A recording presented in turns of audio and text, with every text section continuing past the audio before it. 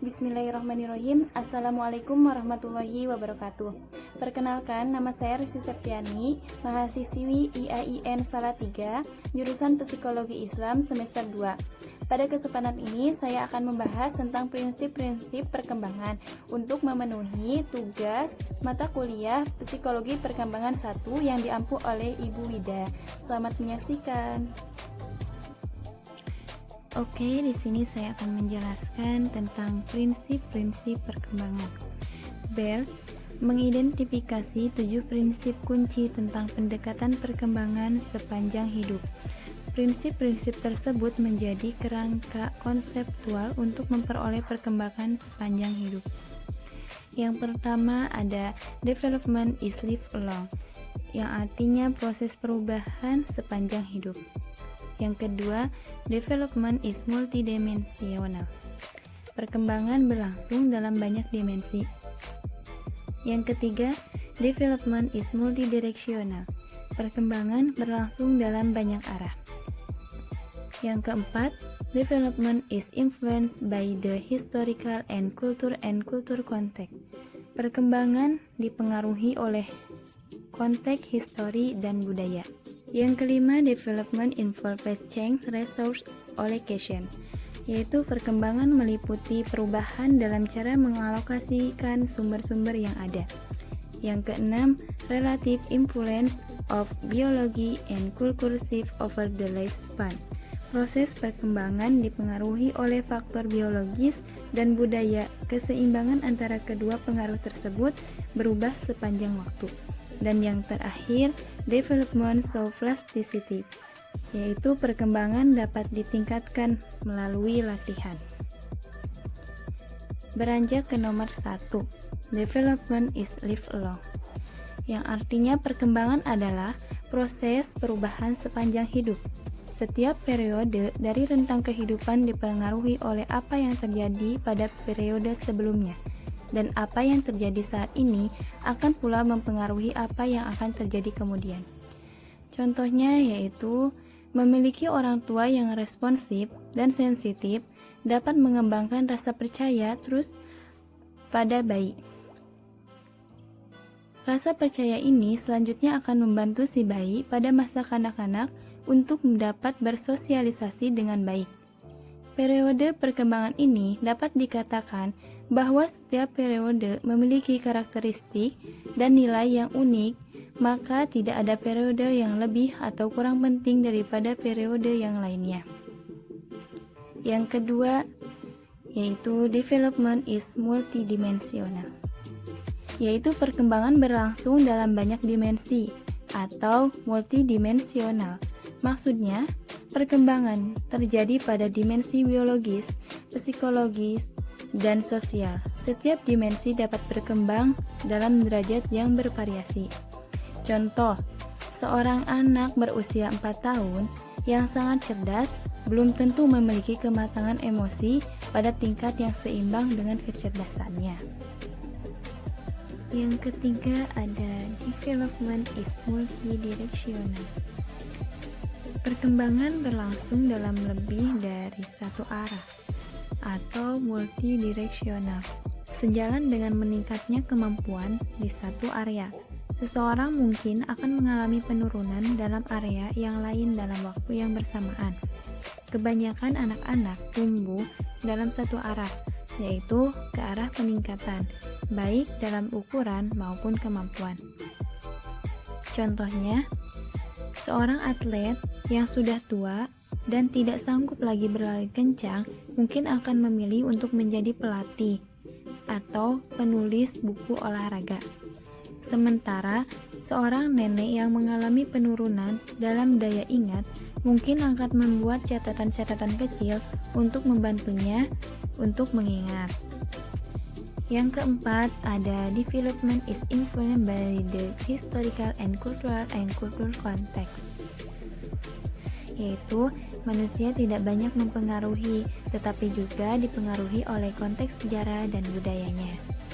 Contoh, seorang anak yang terbiasa hidup bebas mungkin akan memberontak saat berada di lingkungan yang penuh dengan keteraturan.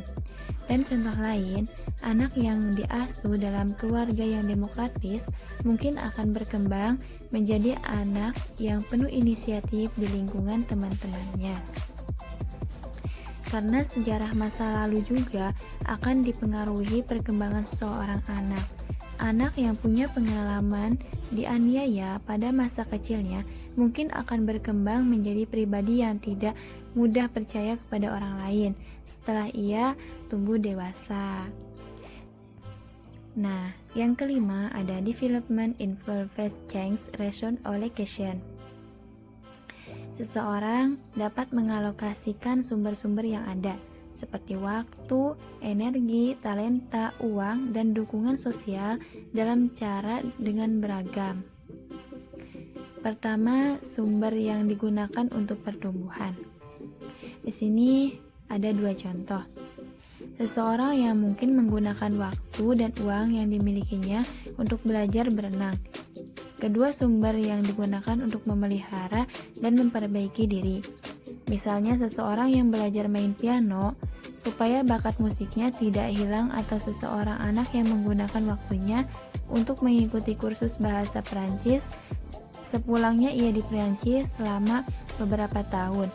Dengan mengikuti kursus tersebut, keterampilan bahasa Perancisnya diharapkan akan tetap bertahan.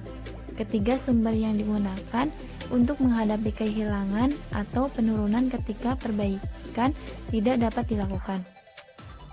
Contoh lagi, ketika seseorang tidak lagi semampu masa-masa sebelumnya, baik secara fisik maupun finansial, dukungan sosial dari orang-orang di sekitarnya mungkin menjadi suatu yang diperlukan. Nah, seseorang tuh mungkin menggunakan waktu dan uang yang dimilikinya untuk belajar, dan sumber tersebut digunakan untuk memelihara dan memperbaiki dirinya. Yang keenam ada relative influence of biology and culture shift over the lifespan. Proses perkembangan ini dipengaruhi oleh faktor biologis dan budaya. Keseimbangan di antara kedua pengaruh tersebut berubah sepanjang waktu. Pengaruh biologis seperti ketajaman sensoris dan memori menurun sejalan dengan bertambahnya usia. Sedangkan dukungan budaya seperti penemuan kacamata dan buku agenda dapat mengompensasi penurunan yang terjadi. Jadi keseimbangan di antara keduanya tersebut berubah sepanjang waktu. Nah, contohnya seperti otot yang belum matang mungkin menghambat seorang bayi untuk bisa memenuhi kebutuhan dasarnya sendiri. Akan tetapi, adanya tuntunan dari masyarakat terhadap orang tua untuk mengasuh anak membuat bayi tersebut itu dapat melangsungkan hidupnya. Nah, yang ketujuh dan yang terakhir ya, development show plasticity, yaitu banyak kemampuan dapat ditingkatkan melalui latihan. Misalnya, anak-anak yang mengalami kesulitan untuk membaca dan menulis dapat dilatih dengan mengikuti program remedial. Namun, beberapa kemampuan tersebut memiliki keterbatasan sekalipun telah dimodifikasi. Nah, yang terakhir adalah kesimpulan. Kesimpulan dari prinsip-prinsip perkembangan, yaitu proses perkembangan berlangsung selama seumur hidup atau tidak pernah berhenti, bisa dikatakan never-ending proses. Artinya, proses ini terjadi secara berkelanjutan dari proses yang sebelumnya, termasuk juga perubahan-perubahan yang terjadi, baik dari segi psikologis maupun psikis. Perkembangan dipengaruhi oleh faktor biologis, budaya yang terus berubah-ubah. Misalnya, ketajaman sensorik, otot melemah berdasarkan bertambahnya usia. Namun, dukungan kebudayaan akan semakin meningkat untuk menunjang kehidupannya.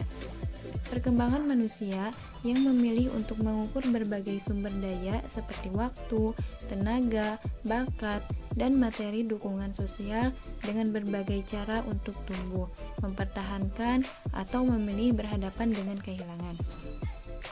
Perkembangan manusia yang dapat ditingkatkan dengan cara berlatih atau dengan pelatihan, misalnya kekuatan mengingat dan belajar berbicara. Terima kasih atas perhatiannya. Kurang lebihnya mohon dimaafkan. Wassalamualaikum warahmatullahi wabarakatuh.